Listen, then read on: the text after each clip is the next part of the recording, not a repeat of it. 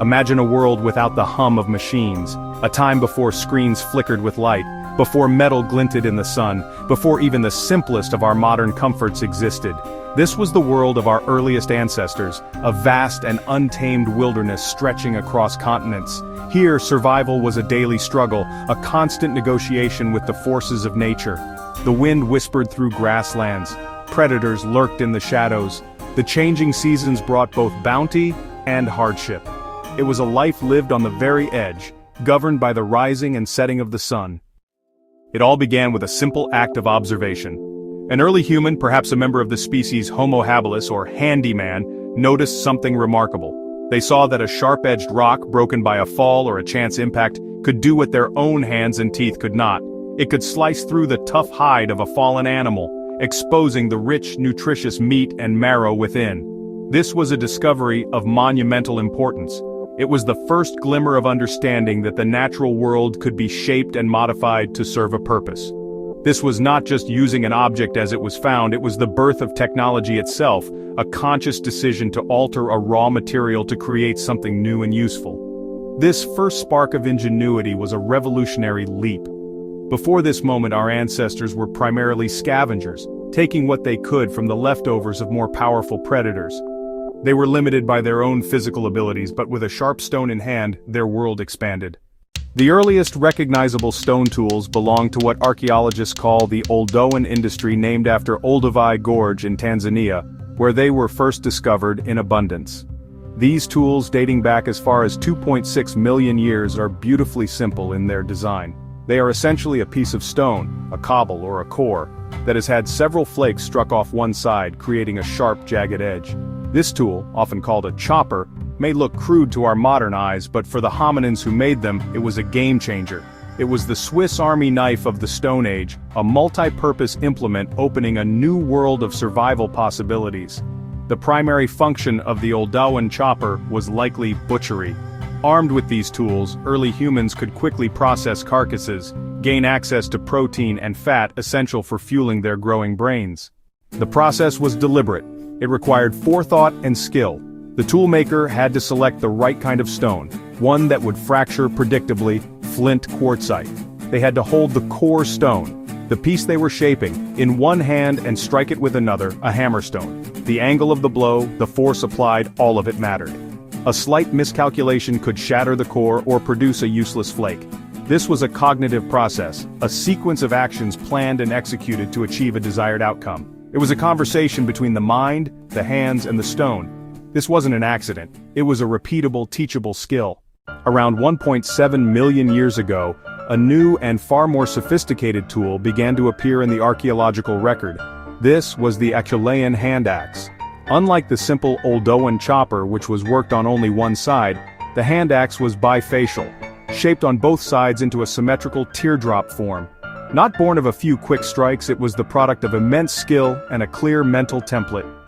The maker visualized the final form and chipped away dozens of small flakes to reach a standardized, effective design. The creation of an Acheulean hand axe was a complex and demanding process. It required a deep understanding of the properties of stone and a much greater degree of fine motor control. This soft hammer technique allowed for smaller, thinner flakes, yielding refined shape, sharp edges, and characteristic thinness. The consistency of this design across vast areas and over 1 million years speaks to powerful traditions of shared knowledge. The hand axe was superior and more versatile than its predecessor, balanced, comfortable, and capable. From slicing muscle to scraping hides, piercing, digging, breaking bones for marrow, or shaping wood, the hand axe expressed a mind-imposing order on raw materials. While stone tools reshaped our ancestors' relationship with the world, another discovery, or invention, would transform their very existence: the control of fire.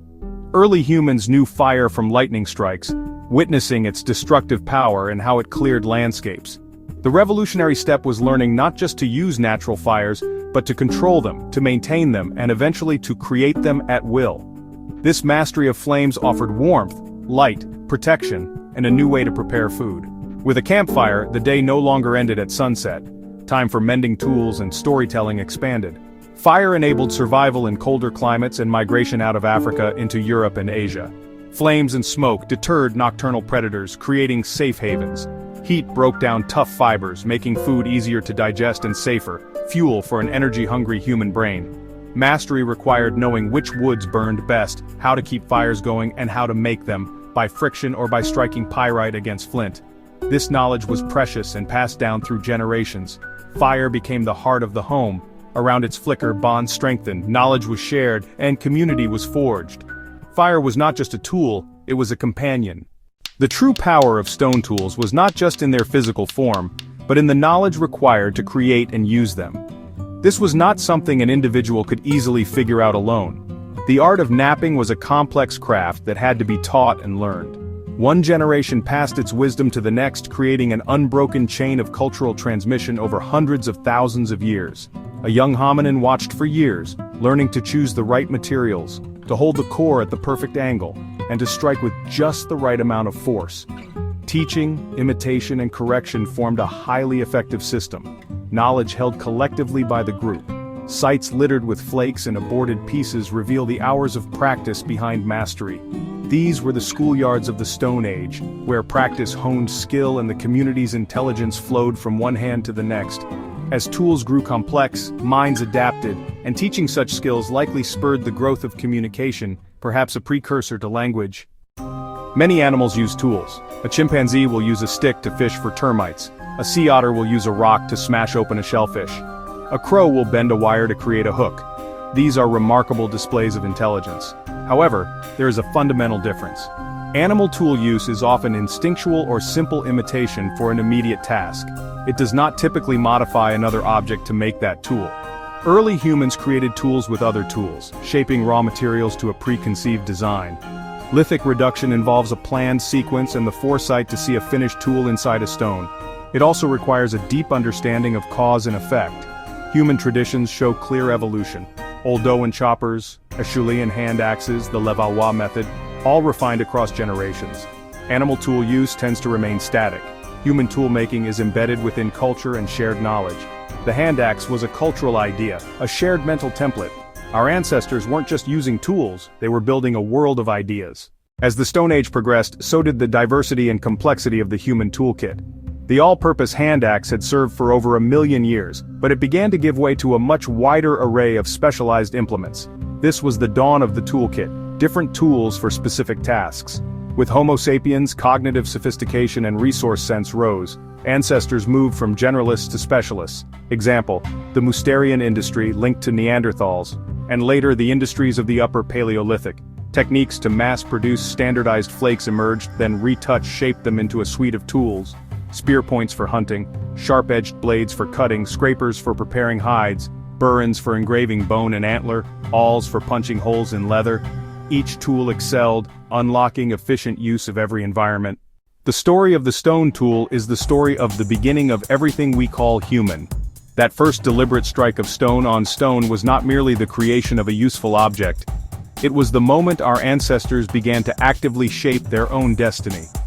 It was a declaration that they would not be passive subjects of their environment, but active agents of change within it. This single innovation unlocked a cascade of developments: improved nutrition, brain growth, social cooperation, cultural transmission, that set our lineage on a path across the globe. From these humble beginnings, the pace of innovation never stopped. The first toolmaker's principles guide us still. The Acheulean hand axe evolved into the bronze sword, the iron plow, the steam engine, the microchip, and the starship. Each invention stands on the shoulders of the last, an unbroken chain of ingenuity. Our vast cooperation, institutions, and knowledge all trace back to skills taught by firelight. When you hold a smartphone, see the ghost of a flint hand axe, crafted with skill, unlocking the potential of the human mind and a journey from the Stone Age to the stars.